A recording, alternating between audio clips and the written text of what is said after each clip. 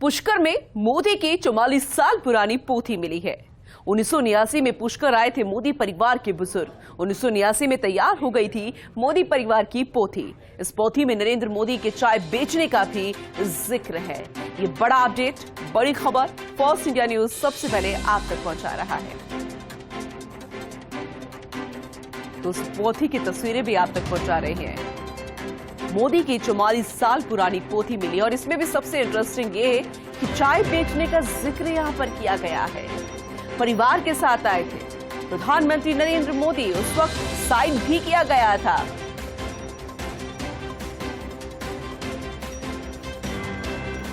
वहीं पुष्कर में मोदी के 44 साल पुरानी पोथी मिली है। ये बड़ी खबर आप तक पहुंचा रहे हैं। 1989 में पुष्कर आए थे मोदी परिवार के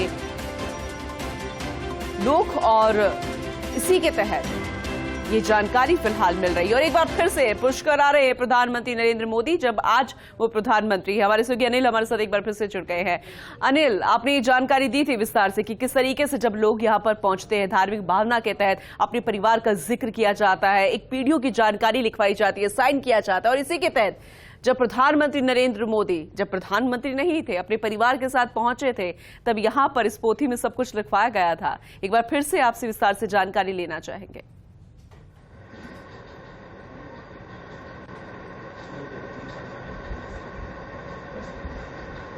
जी बिल्कुल पूनम, मैं इस वक्त मौजूद हूँ। जो तीर्थ पुरोहित है, इनके पुश्तैनी तीर्थ पुरोहित है, जिन्होंने नरेंद्र मोदी परिवार की यहाँ पूरी लेखनी जब ये पुष्कर आए हैं उस दौरान यहाँ आए हैं।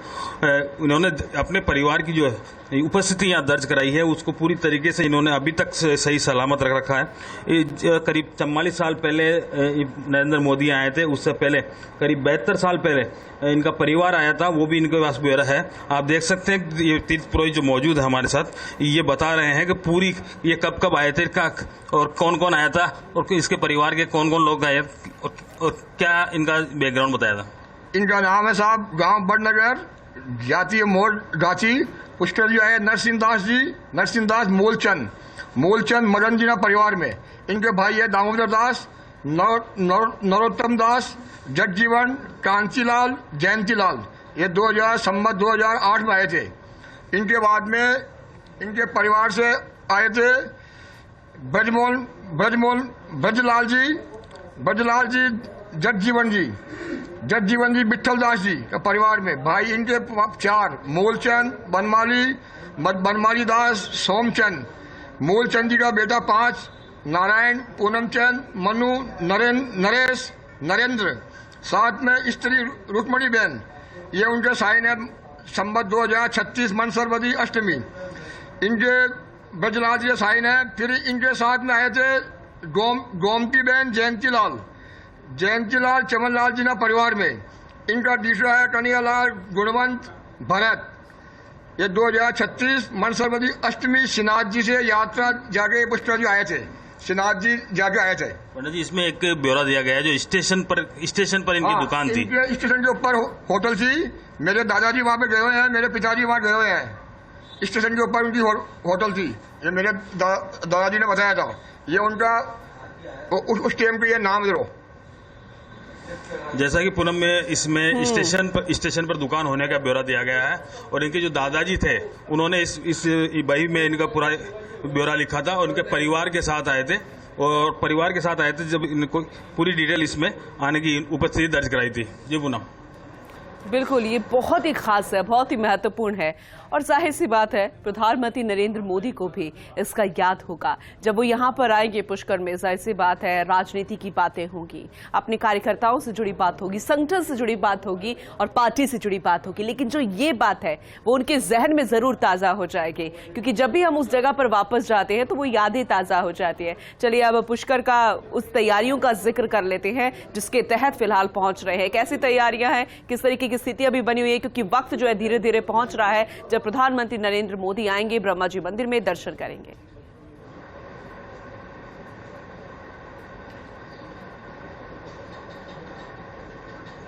सुरक्षा व्यवस्था के मद्देनजर सारे रास्ते जो बैरिकेटिंग्स है, हेलीपैड की तरफ जो आने वाला रास्ता है उसको पूरी तरीके से बंद कर दिया। ब्रह्मा मंदिर का जो पिछला रास्ता है जिधर से प्रधानमंत्री नरेंद्र मोदी प्रवेश करेंगे, उस रास्ते पर किसी को आने जाने के लिए पाबंदी लगा दी गई है। बैरिकेटिंग करके चारों तरफ पुलिस जाब्ता लगा दिया गया है और किसी तरीके की आवाजाही उस रोड पर या उस आसपास मकान में किसी तरीके से नहीं की जा रही है। चलिए, शुक्रिया अनिल तमाम जानकारी देने के लिए। चलिए आपको पुष्कर लेकर चलते हैं जहां मोदी की 44 साल पुरानी पोथी मिली है। जी हां, अपने परिवार के साथ लौटे थे पुष्कर और एक बार फिर से लौट रहे हैं। 1989 में पुष्कर आए थे मोदी परिवार के बुजुर्ग। 1989 में तैयार हुई थी मोदी परिवार की पोथी। फॉक्स इंडिया न्यूज पर एक्सक्लूसिव उस पोथी की तस्वीर आप तक पहुंचा रहे हैं, बेहद खास तस्वीरें। और पुरोहित जी से भी बातचीत की थी हमारे सहयोगी अनिल ने। उन्होंने बताया कि किस तरह से एक एक चीज साफ लिखी गई है, हर एक बात का जिक्र यहां पर किया गया है और यह भी लिखा गया है कि आखिर कौन कौन उनके साथ यहां पर पहुंचा था। हमारे सहयोगी अनिल हमें वहां से खास तस्वीरें दिखा रहे हैं। उस पुरोहित जी से भी उन्होंने बातचीत की, वो जानकारी भी साझा की। अनिल हमारे साथ जुड़ चुके हैं, एक बार फिर से रुख अनिल का। अनिल, आपने तस्वीरें दिखाई, पुरोहित जी से बात भी की, क्या ये वही पुरोहित जी हैं जिन्होंने उस वक्त लिखा था ये पूरा हिसाब किताब?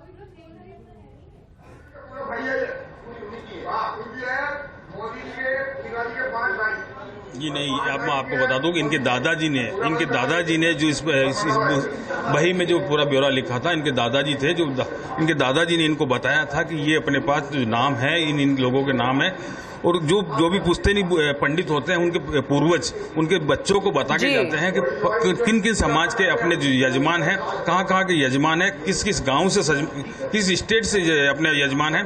तो इस वही ब्यौरा आज इनको जब प्रधानमंत्री नरेंद्र मोदी पुष्कर दूसरी बार आ रहे हैं, जो वो ब्यौरा बताया तो ब्यौरा लेकर इन्होंने इस बात का खुलासा किया कि हमारे पास आज भी इस बात का ब्यौरा लिखा हुआ है कि पंडित जी तीर्थराज पुष्कर जो आकर गए थे और पंडित जी के पास आकर गए थे, इनके पूर्वजों के पास आकर गए थे और पूर्वजों ने इनकी जो बही है उसमें इनका परिवार का इंदिराज आना जाना इंदिराज किया गया था और पूर्वजों ने इसी दौरान बिल्कुल अनिल, इनसे बातचीत करने की कोशिश कीजिए एक बार फिर से कि तब ये कितने साल के थे? अपने दादाजी से जब बातचीत की तब क्या कुछ और जानकारी मिली?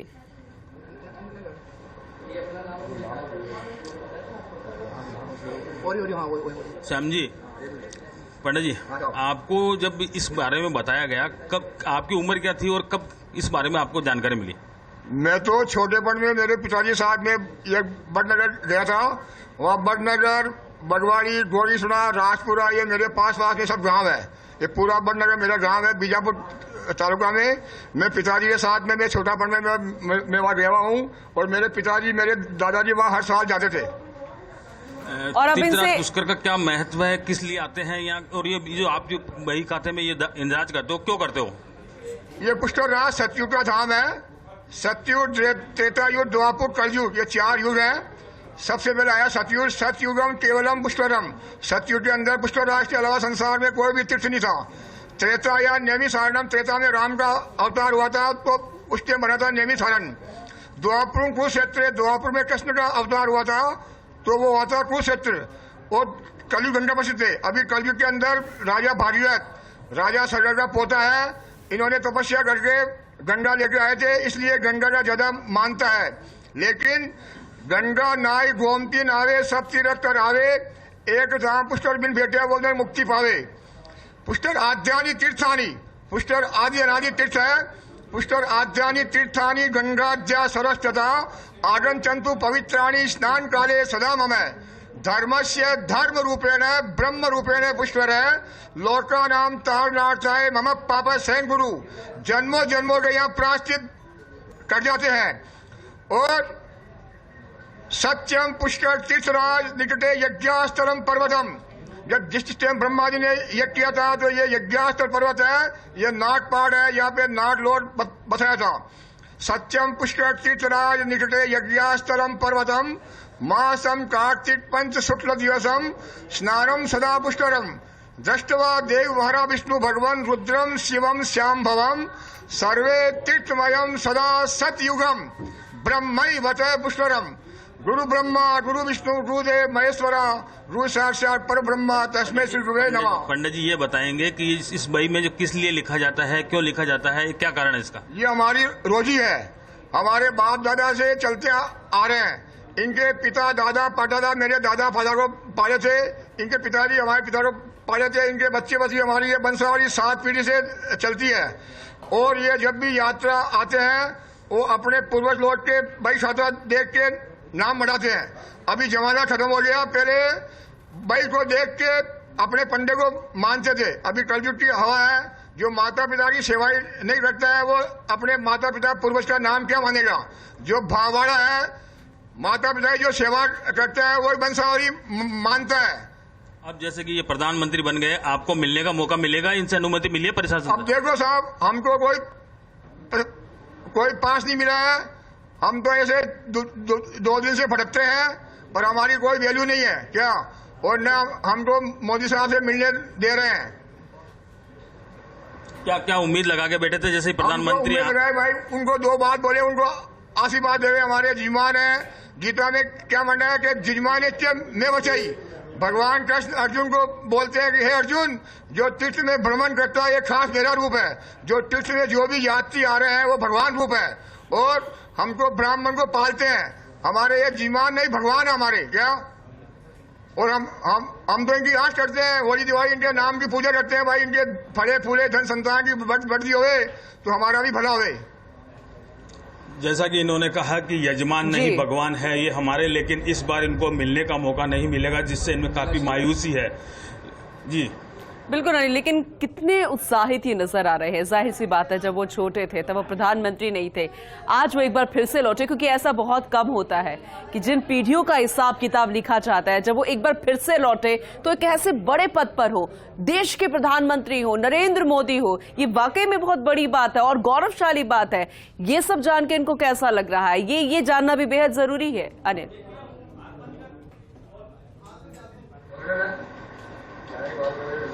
जी बिल्कुल।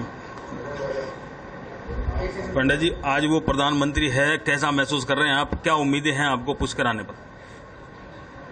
हम तो चाहे साहब भगवान उनकी विजय हुए और उनका अला बला सब मिले। हम तो आशीर्वाद दे रहे हैं, वो हमसे मिलेंगे तो भी हमको आशीर्वाद देंगे, नहीं मिलेंगे तो भी हमारी आत्मा से उनको आशीर्वाद मिलता रहेगा। जैसा कि इनकी भावना है कि वो तीर्थ होने के नाते ये कहते हैं कि वो अगर मिलते हैं तो भी अच्छा है, नहीं मिलते हैं तो भी उनके लिए सदा विजयी भव का आशीर्वाद उनके लिए रहेगा। बिल्कुल अनिल, बेहद ये खास जानकारी जो है पुष्कर से आज निकल कर आई है।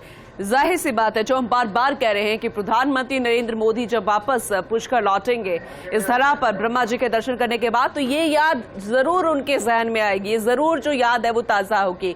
फिलहाल जो ये जानकारी अब निकल कर बाहर आ रही है, आसपास के जो लोग हैं, जो नॉर्मल लोग हैं, वो कितने उत्साहित नजर आ रहे हैं, क्योंकि उनको भी पता चला होगा इस बारे में।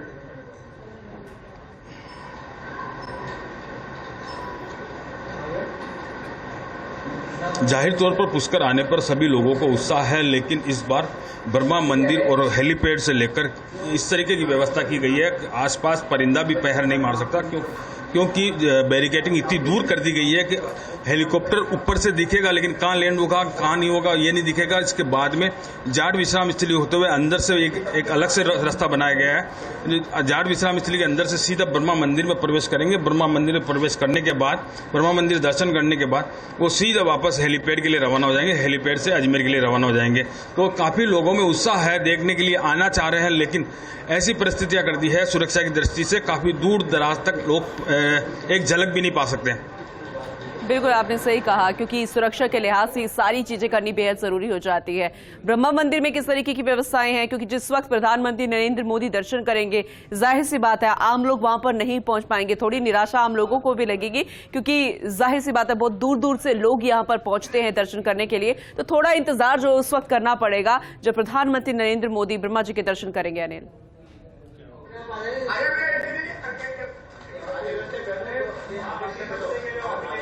प्रधानमंत्री ब्रह्मा मंदिर के दर्शन करने से पहले ही करीब 12 बजे आम जनों के लिए मंदिर बंद कर दिया जाएगा और इसके बाद में करीबन शाम को 3:30 बजे मंदिर खोला जाएगा। केवल पुजारी के अलावा एसपीजी के अलावा किसी को भी अनुमति नहीं दी गई है और दर्शन करने के बाद 4:10 पे वो यहाँ से वापस रवाना होने का कार्यक्रम है और उसके बाद में करीब 5:30-6 बजे करीब आम जनों के लिए फिर से एक बार मंदिर खोला जाएगा।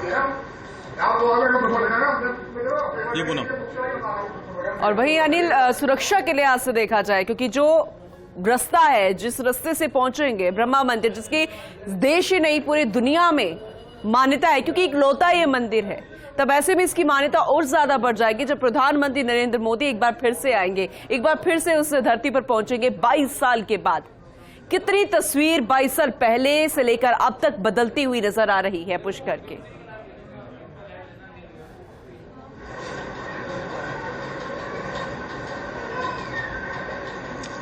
जाहिर तौर पर 22 साल के बाद में जब नरेंद्र मोदी दूसरी बार यहाँ पुष्कर आ रहे हैं तो काफ़ी परिवर्तन नजर आएगा। पहले जिस तरीके के माहौल था, बिल्कुल चौड़ी गलियाँ, चौड़े रास्ते, सब कुछ छोटी छोटी दुकानें, लेकिन अब पुष्कर काफ़ी बदल चुका है, काफ़ी भव्य हो चुका है। यहाँ बड़ी बड़ी होटलें बन चुकी है, बड़े बड़े व्यापारियों ने यहाँ बड़े व्यापार स्थल जो आसपास मंदिर के आसपास, उस समय शाम को 6 बजे बाद मंदिर के आसपास बिल्कुल सन्नाटा छा जाता था, लेकिन आजकल इतनी दुकानदार वगैरह दुकानें हो गई है जिसके चलते काफ़ी गहमा गहमी रात को 11 बजे तक रहती है। काफ़ी बदल चुका है। उस 22 साल बाद में तीर्थनगरी पुष्कर का वो जो हाल, ब्रह्मा मंदिर पर जो लोगों की आने की उम्मीद जो लगा रखे हैं, ब्रह्मा मंदिर पर आने पर लोगों को ये एक उम्मीद जागी है कि कहीं न कहीं जो कॉरिडोर है उसका घोषणा कर सकते हैं। कॉरिडोर घोषणा होने के साथ ही उज्जैन और वाराणसी की तर्ज पर यहाँ का विकास हो सकता है। यहाँ प्रधानमंत्री की यात्रा को लेकर पुष्कर वासियों में काफ़ी उम्मीदें बनी हुई है। बिल्कुल अनिल, आपने बहुत कुछ खास बातें कही है, चाहे कॉरिडोर से जुड़ी बातें हो या फिर अन्य जो है वो बातें हो सकती